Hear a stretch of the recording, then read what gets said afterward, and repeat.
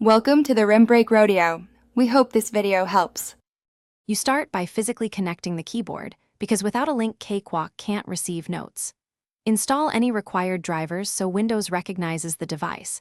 Drivers manage protocol and latency. Once done, open Cakewalk and enable the keyboard and preferences under Midi devices.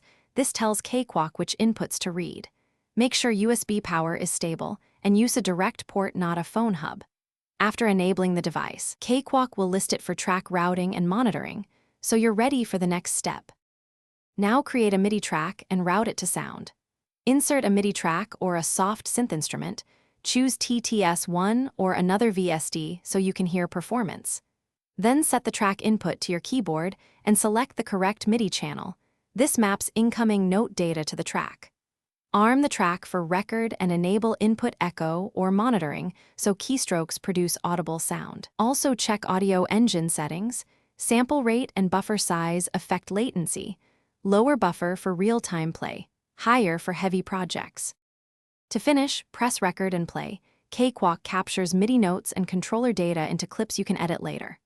Once recorded, use quantize, velocity edits, and assign clips to other instruments if desired. This separates performance from sound source. Save the project and export Midi or audio stems when ready. If you don't hear anything, verify the keyboard is enabled in preferences, the track input and Midi channel match, the soft synth is loaded, a CO or audio driver is active, and input/track monitoring and volumes are up. Thanks for watching.